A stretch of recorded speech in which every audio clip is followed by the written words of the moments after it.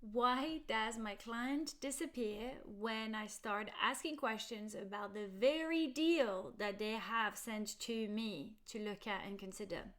That's a question I get fairly often from agents and talents I work with on AI deal.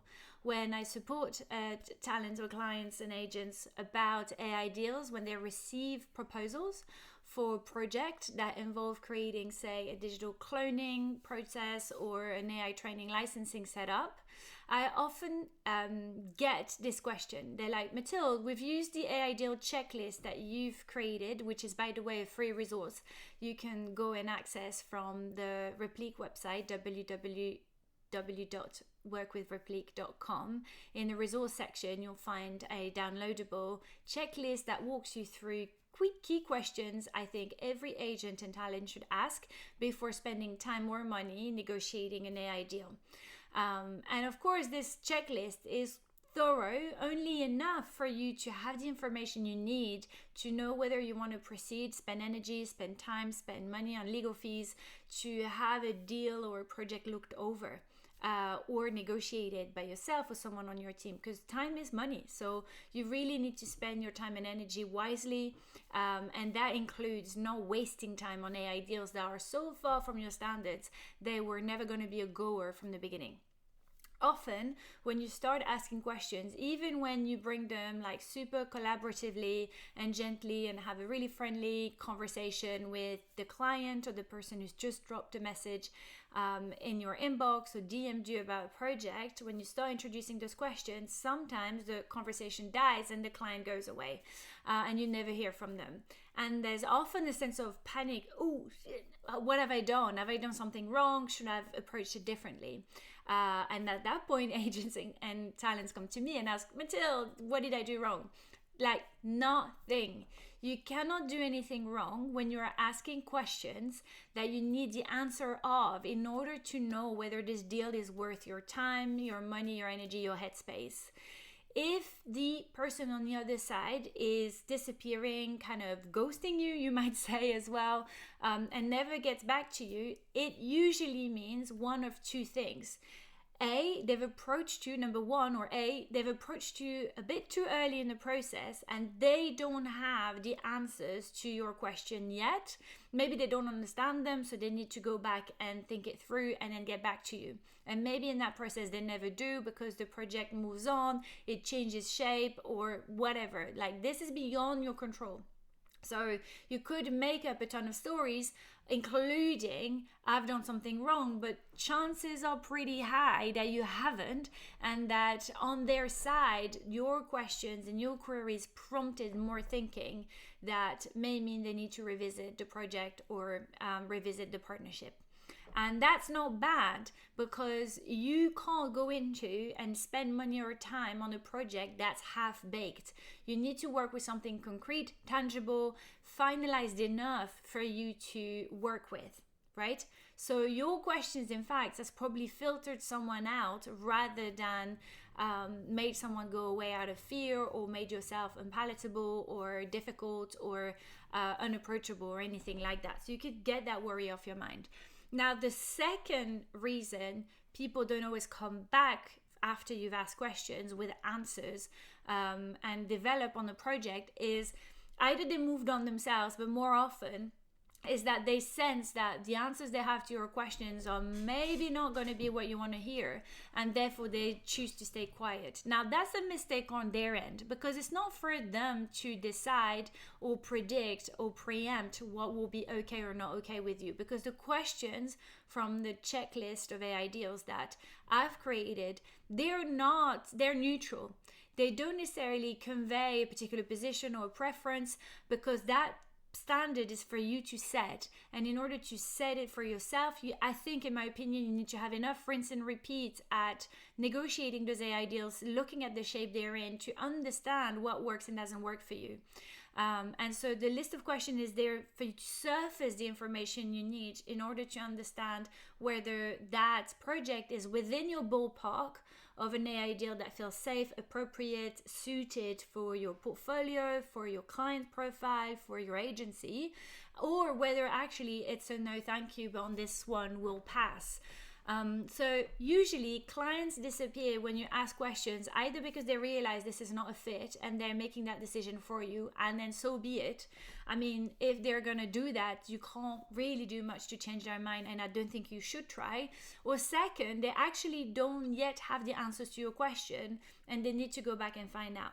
Sometimes it's also the fact that they may not understand your question, and if they do not, it's actually a red flag. It may suggest that they don't comprehend the profile and the range of risks and opportunities that are involved in the project by the talent. This happens sadly more often than not in my experience, because a lot of people carrying AI projects tend to be on the excited and enthusiastic side of the spectrum about AI, and they think it's all going to be fine, it's all going to be great, we're the good guys, so there'll be no problems. The stories about AI gone wrong or digital cloning gone really wrong in the media, this is not us, da da da da da. But that energy and that, lovely enthusiasm and positivity hasn't yet translated into doing the homework and putting the things in place that will make sure the project doesn't go wrong indeed. And that means understanding the steps and the information that all parties involved will need to have about the project, understanding the assets that are created, how are they going to be contracted over. These are the points that the checklist that I've created for you, for talents and for agents, is designed to talk through and surface. And if the other side is not prepared, it says more about them than it says about you, in my experience. Because usually a trained agent or a talent who's experienced in negotiating, it's unlikely that you'll have communicated something in a way that's so obscure or rude that you will have completely closed the door just based off the energy that you've given out. No. So it's really about something you've asked, the content, that has meant there's something that, is underbaked or is not understood, and you don't want to be in a partnership, in a contract, in business with someone who has not thought through this process at least as much as you, given that they are the one bringing you the project. So they need to have done as much, if not more, of the homework than you coming cold to the project. If we're in a scenario where they're coming, they've just dropped you a DM or they've just given you a call or sent you an email about a potential collaboration on an AI project. And if they're really early in this process, great. I mean, having conversations early can help, but then that means that they'll need to go away, take time, and come back with the information you need about the questions you ask. I think that's completely fair.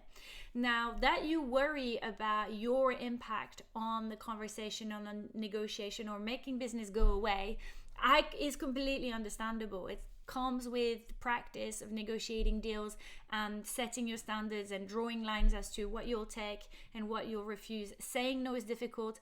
Asking questions can be difficult, especially if you're a people pleaser or a recovering people pleaser. And 9 times out of 10, this question of why has my client disappeared when I started asking question comes from a people pleaser. How do I know? Because I am one. I'm a recovering people pleaser, at least I hope recovering. And so I know that it can be uncomfortable to set your standards, communicate your value, and not deviate and fall from them. But on AI and voice cloning, you don't have a choice. This is important, serious stuff. It can be really exciting, creative, lucrative to make a good digital cloning contract or deal. At the same time, if you don't do it right, if you're not in partnership with the right people, with the right project structure, it can be a nightmare, and you don't want to be in this position. So let AI be the place where you don't people please, you ask the questions, and you get more confident with it as you are practicing this skill.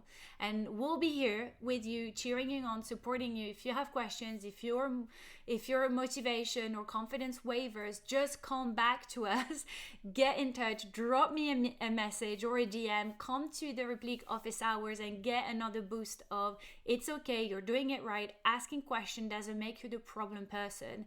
Asking question is an invitation to collaborate. If they go away from it, if they shy away from it, then let that be the signal you need to have to draw a line under it and be like, maybe not for now, maybe later, but not for now, we're not a right fit.